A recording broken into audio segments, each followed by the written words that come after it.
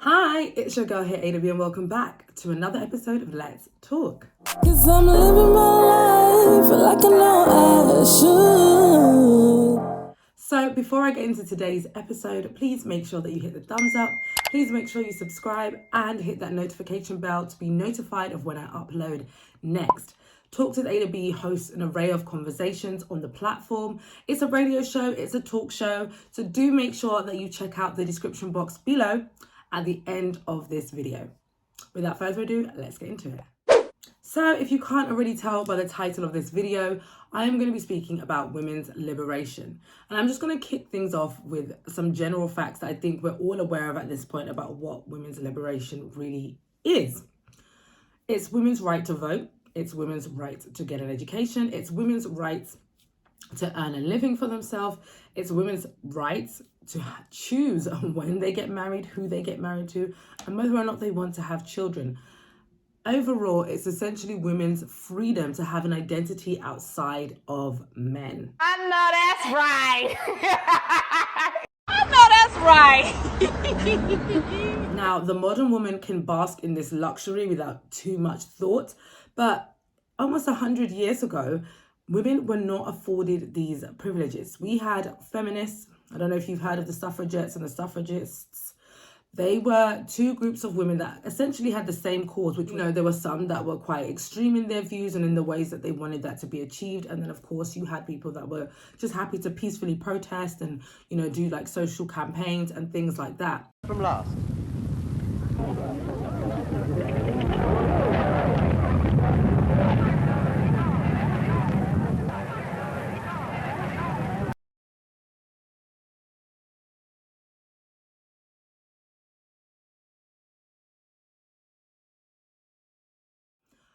All in all, they had the same cause. And over time, it became very apparent that the rights that these women were fighting for really didn't appeal to all women.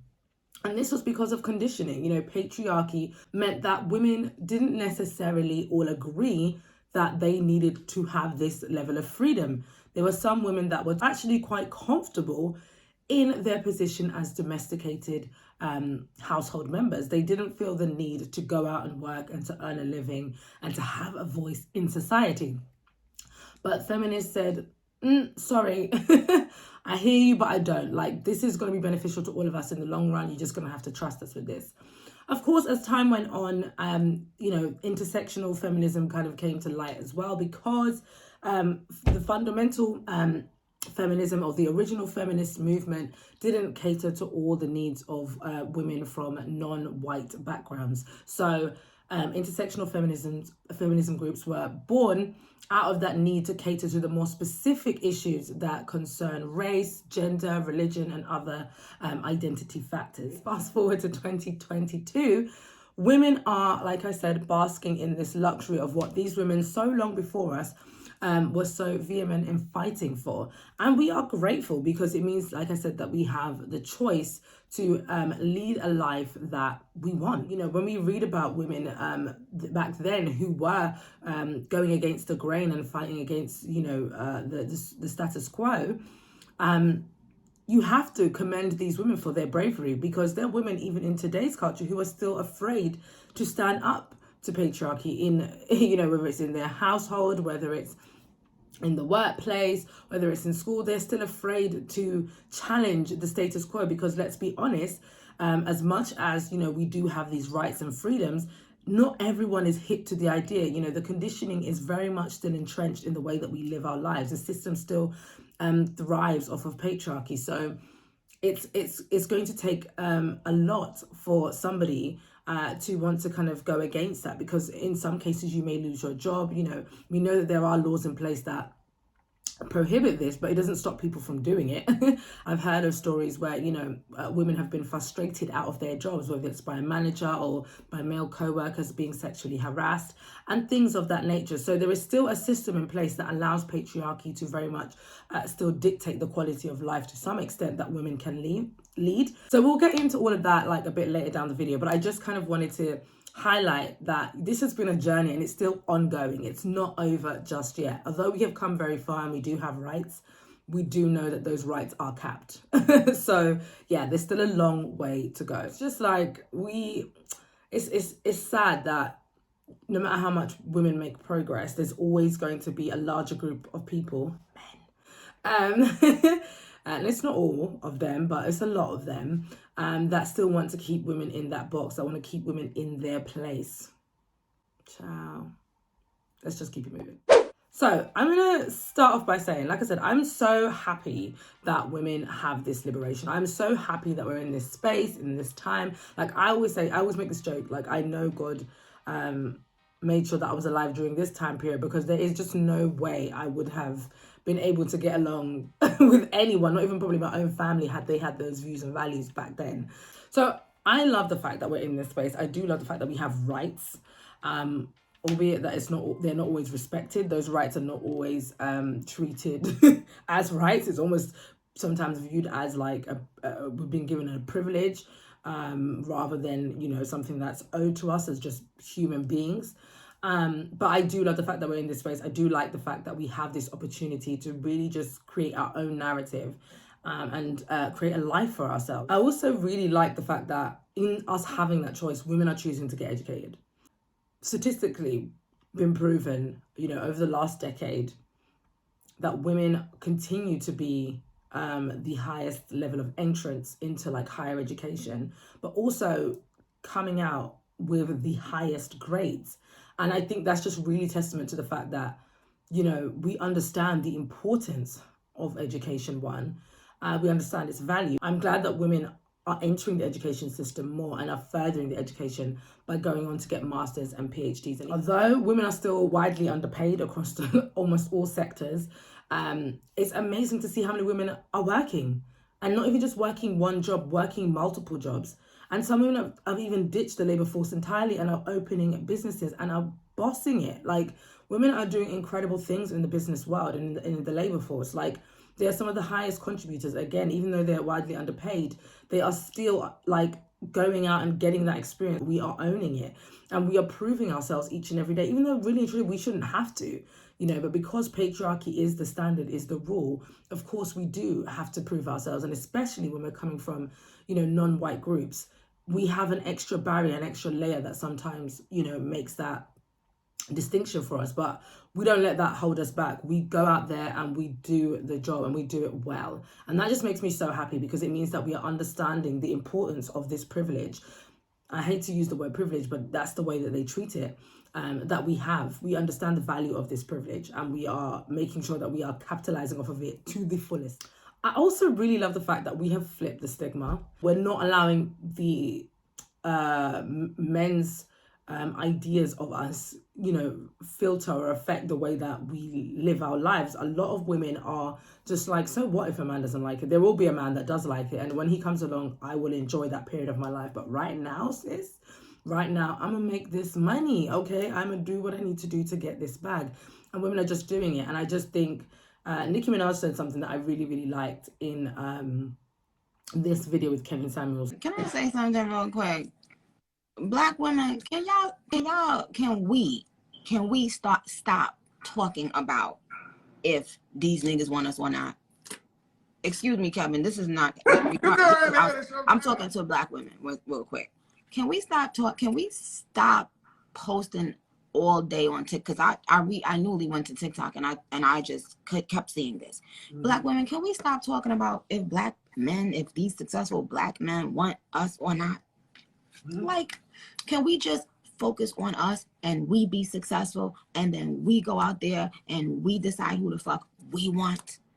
Because what I've been seeing is, I feel like I've been seeing men using that as an opportunity, because they've been hurt and somebody done, and they've been using it as a way to come out and lash out and poke fun at black women and use it as a way to feel like they somebody or they something. Or so for all you niggas that's doing that on TikTok, wherever the fuck y'all at, eat a go away. Nobody gives a about you. And I want black women to stop posting about whether or not y'all want black women or not.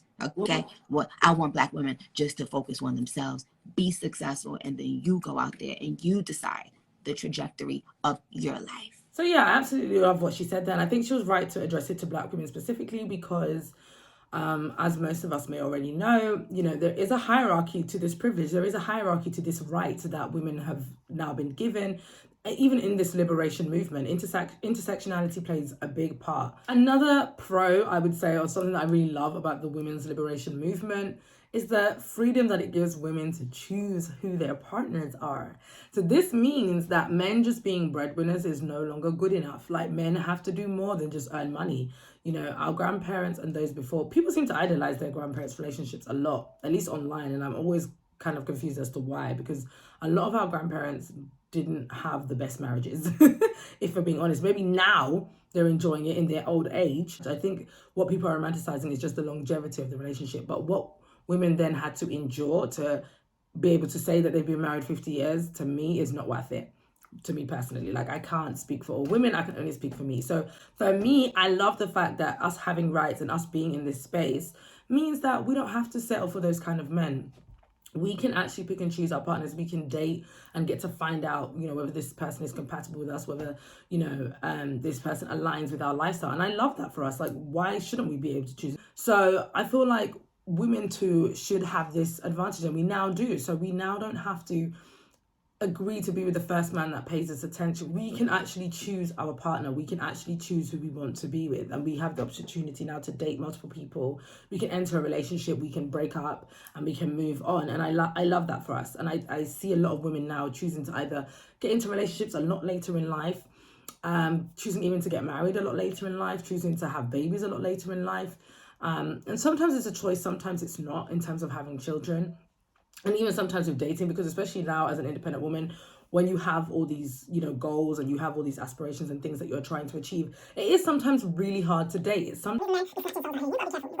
that we have the choice, let's take full advantage of that and be wise. Kind of circling back to my first point, I kind of want to conclude, I guess, this pro section of women's liberation by saying I love the fact that women are now, there's a lot more women in positions of power and a lot more women, non-white women, in positions of power, because we know historically that hasn't always been the case. But we're now in a space where you can literally walk into an office, you can research certain companies and find out that it's a woman that's the director, it's the woman that's the CEO, it's the woman that's owns the business. And I love that for us, because again, it sets a precedent for the generations to come that this is possible.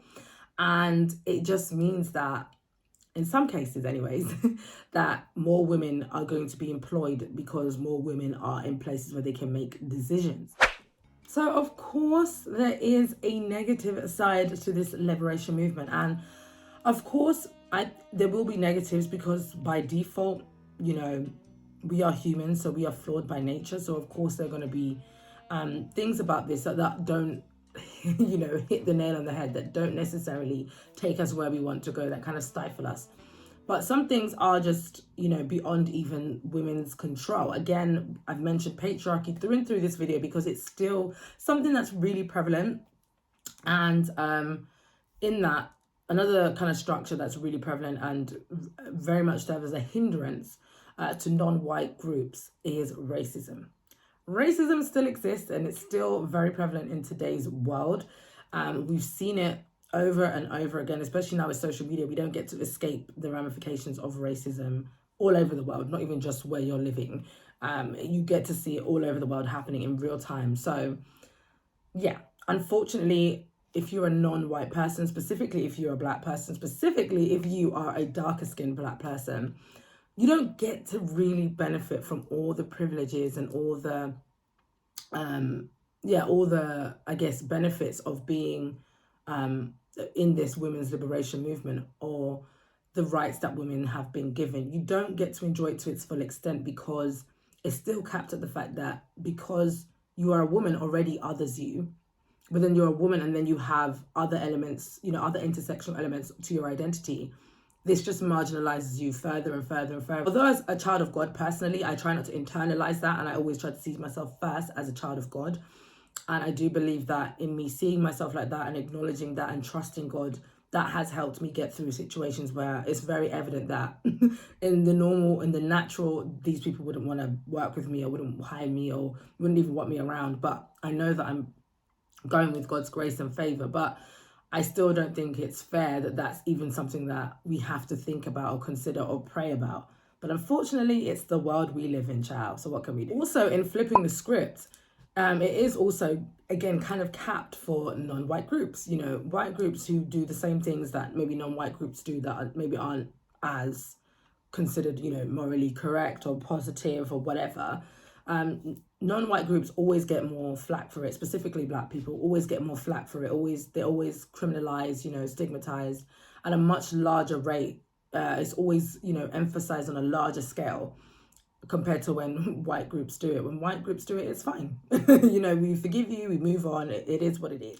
Another kind of like con to this movement is men, of course. And it's not all men, I know. It's some men. Some men don't like women in these positions of power. They don't like women that, you know, understand the rights that they have, and are taking full advantage of those rights. Some men would just really love for you to be like their mothers. Just be at home, cook, clean, raise my children, and I'll see you when I see you.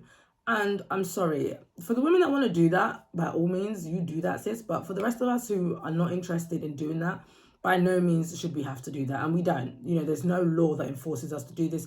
And despite there still being some kind of like social backlash to women who choose to defy that norm, who cares? I can make money. I can have all these great experiences with my friends, with my, you know, with the people that I love.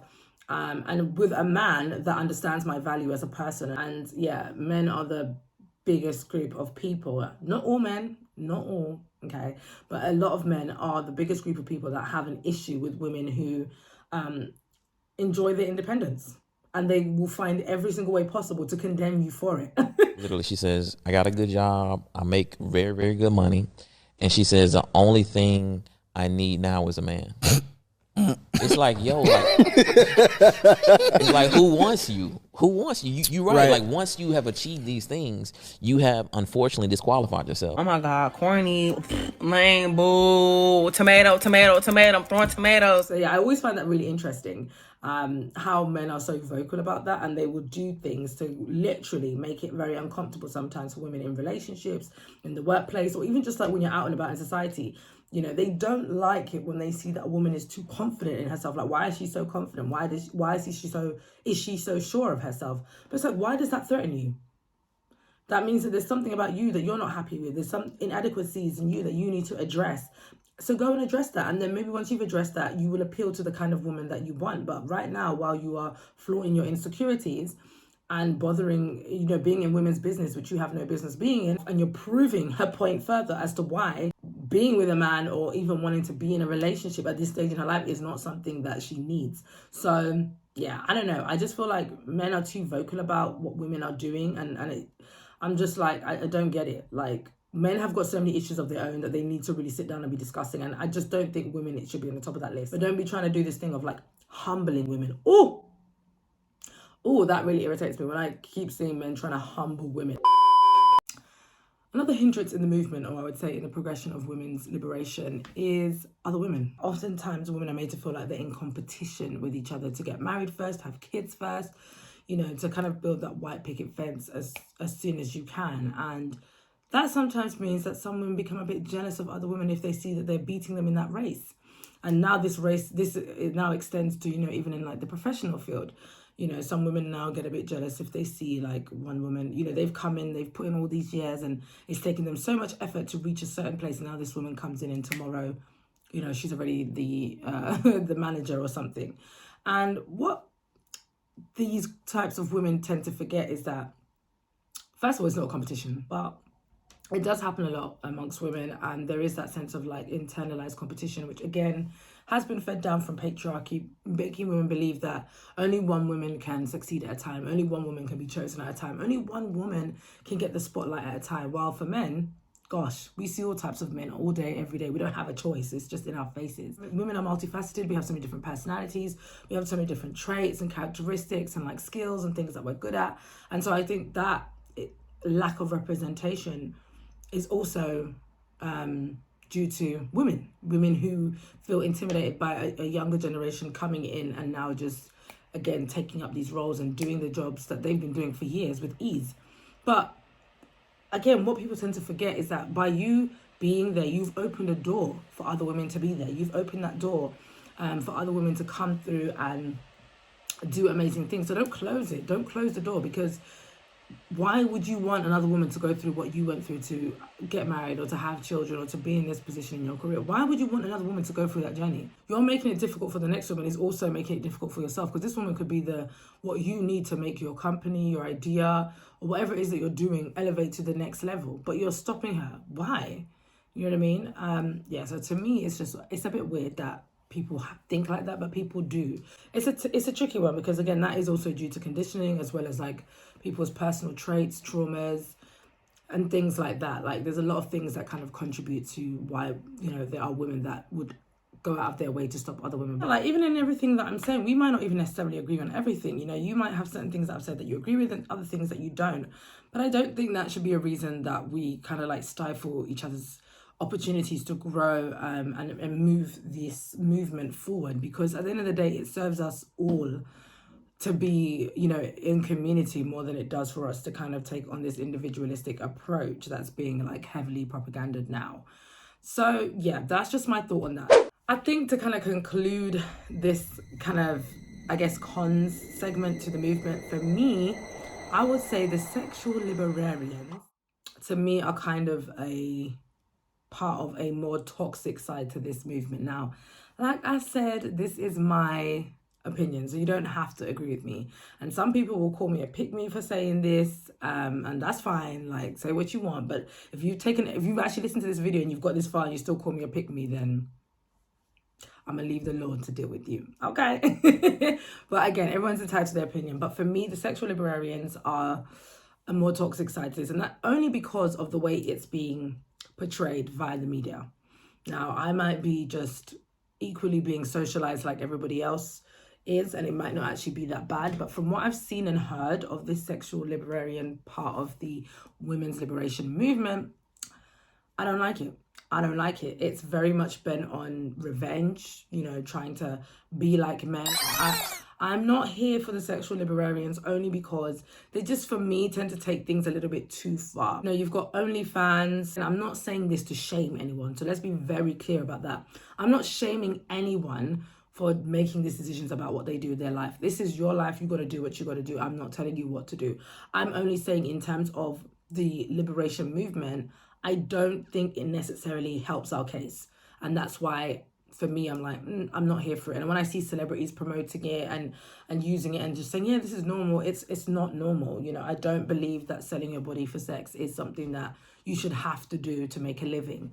You know, if you choose to do it, then what can I say? But, you know, a lot of people that are going on to do these things are very young, and it's because they're seeing older people who they want to be like doing these things and co-signing them. And that's why I'm like, yeah, I think you're taking it too far. I don't think you should be pushing it out there as something to be celebrated. Or, you know, even when like Amber Rose was doing her slut walk, I understand what she was trying to do, but I think the way she went around it was just wrong.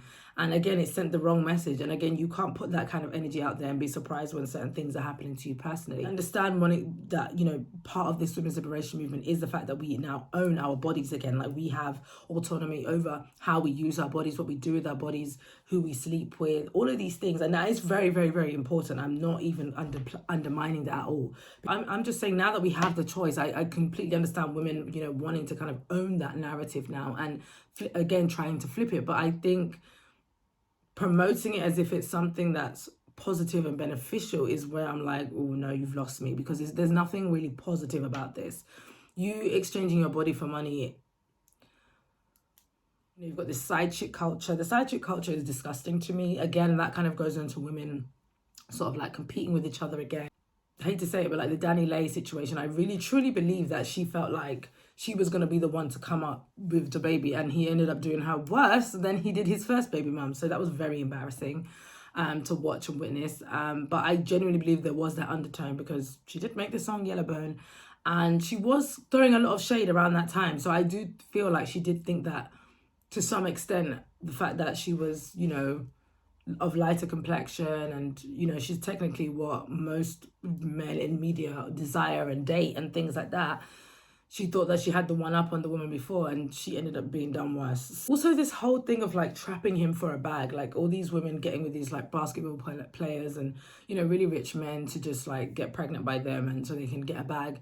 Again, I'm not here for it. And I know a lot of people are, like, it's really being heavily promoted. A lot of women agree with it. A lot of women, you know, are for it. And I feel like if you want to be for it, don't try and use this as a way to say, but this is women's liberation. This is what we've been fighting for. This is, because that really, to me, undermines the importance of the rights that we have as women. And I just think to try and put the two in the same category is so like, it just cheapens it. Do you know what I mean? It just makes it down to this thing of us just trying to play tit for tat for men with men. And I just don't believe that when these women were risking their lives for us to get the vote, that they were thinking like, okay, cool, we're going to get the vote so that we can just have the one up on men. Like, it's so much deeper than that. And I feel like if you want to do all of that stuff, that's fine, but don't try and pitch it as women's liberation. There's nothing liberating about that. To me, it just sounds like hurt people hurting people. Do you know what I mean? Like women who have been hurt, whether it's by their fathers, whether it's by